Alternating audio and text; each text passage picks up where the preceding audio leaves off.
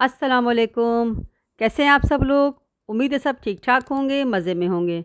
आज मैं आपको शादियों में बनने वाला बहुत ही रिवायती स्टाइल में तैयार किया हुआ देगी कोरमा बनाना सिखाऊंगी, जो खाने में तो मज़ेदार होगा ही, बनाते हुए भी इसकी ऐसी खुशबू उड़ेगी कि पड़ोसी भी बेकरार हो जाएंगे।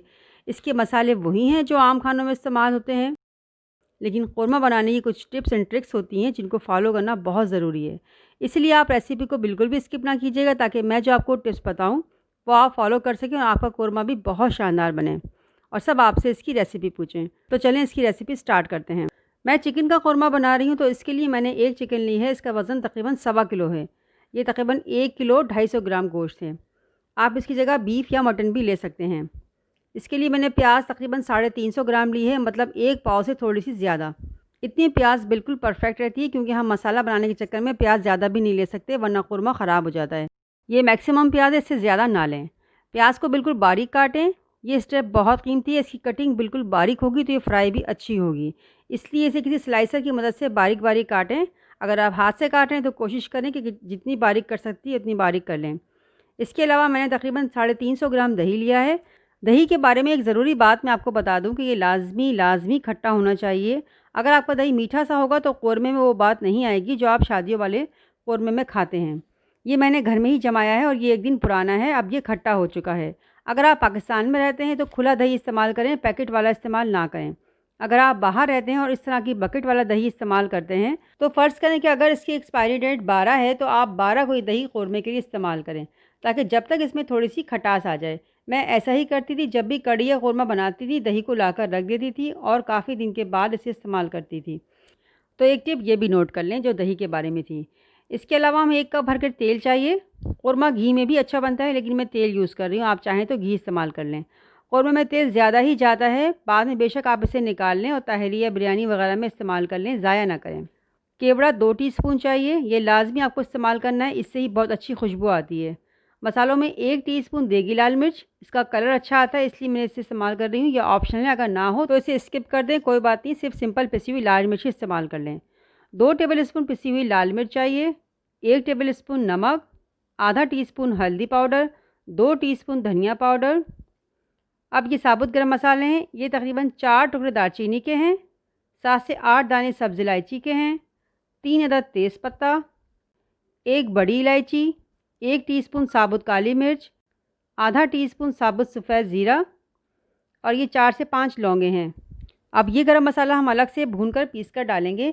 इसमें शामिल है 3 से 4 पत्तियां जावित्री की, 1 सब्ज़ इलायची, जायफल का एक छोटा टुकड़ा, आधा टीस्पून सफ़ेद ज़ीरा। इसे हम भूनेंगे। ये अदरक लहसुन है, इसे हम पीसेंगे, तकरीबन 2 टेबल स्पून बन जाएगा। ये दोनों चीज़ें, केवड़ा और ये जो हम भूनेंगे, ये कोरमे में डालना बहुत ज़रूरी है। इसी से ही आपके कोरमे में बहुत शानदार खुशबू आती है। चलें अब कुकिंग स्टार्ट करते हैं। एक पतीली में 1 कप तेल डालें। तेल को खूब गर्म होने दें। ठंडे तेल में प्याज ना डालें, वरना आपकी प्याज क्रिस्पी नहीं होगी। गर्म होने पर प्याज डाल दें, इसे मुस्तकिल चलाते रहें। इसका कलर भी बहुत इंपॉर्टेंट है। अगर गहरा सुर्ख हो जाएगा तो कोरमे में कड़वाहट सी आ जाएगी, हल्का होगा तो कोरमा मीठा मीठा सा हो जाएगा, इसलिए इसका कलर बहुत अच्छा सा सुर्ख आना चाहिए। जब प्याज इस पॉइंट पर आ जाए तो ये जो कलर चेंज हो रहा है, इस वक्त आपको बहुत ख्याल रखना है। जैसे ही इस पॉइंट पर पहुँचे चूल्हा बंद कर दें और फ़ौरन इसी किसी छलनी में निकाल लें, ताकि एक्सेस ऑयल निकल जाए। अब इसे किसी प्लेट में निकाल कर फैला दें। जब प्याज थोड़ी ठंडी हो जाए तो फ्रीज़र में रख दें, इससे खूब क्रिस्पी हो जाएगी। ये देखें कितनी अच्छी क्रिस्पी हो गई है, आवाज़ से आपको अंदाज़ा हो रहा होगा। चाहें तो इसे हाथ से ही चूरा कर लें, वरना कोई बड़ा पीस ना रह जाए, तो इस वजह से मैंने इसे हावन दस्ते में इस तरह कूट लिया है। मशीन में ना पीसें तो बेहतर है, बारीक पीसने से कोरमा दानेदार नहीं रहता। ये देखिए प्याज का कलर कितना अच्छा लग रहा है। अब ये कोरमे में डालने के लिए बिल्कुल रेडी है। अब इसी पैन में जिसमें हमने प्याज ब्राउन की है, चूल्हा ऑन कर दें और ये साबुत गरम मसाला डाल दें। थोड़ा सा चलाएं, फिर अदरक लहसुन पेस्ट डाल दें, साथ ही चिकन भी डाल दें। अब चिकन को रंग बदलने तक भूनते रहें। अब इसमें सब पिसे हुए मसाले शामिल कर दें। अब इसमें आधा कप पानी डाल दें ताकि मसाले ना जलें, और इसे अच्छी तरह मिक्स करके ढक्कन ढककर चिकन को थोड़ा गलने दें। तकरीबन 15 से 20 मिनट के बाद ढक्कन खोलकर चिकन को भून लें। चिकन अभी पूरी तरह गली नहीं है, अगर ज़्यादा गला लेंगे तो टूटने लगेगी। अभी ये दम पर भी थोड़ी देर पकेगी, इसीलिए इसे हमने कम गलाया है। अब दही को फेंट लें और प्याज और दही को चिकन में शामिल करके अच्छी तरह भून लें। इसे हल्की आंच पर भूनते रहें। दूसरी तरफ मैंने जो आपको ये मसाले बताए थे, इनको तवे पर हल्का सा भून लें। ज़ीरे को आखिर में डालिएगा, जल्दी रंग पकड़ता है। जब खुशबू आने लगे तो चूल्हा बंद कर दें। ठंडा होने पर इसको बारीक पीस लें। अब इसे कौरमे में डाल दें। इसे अच्छी तरह मिक्स करें और तकरीबन 1 कप पानी भी डाल दें। ग्रेवी गाढ़ी गाढ़ी सी होनी चाहिए, आप अंदाजे से डाल दीजिए। अब इसे हल्की आंच पर तकरीबन 5 मिनट तक पकाएं। आखिर में केवड़ा डालकर चूल्हा बंद कर दें।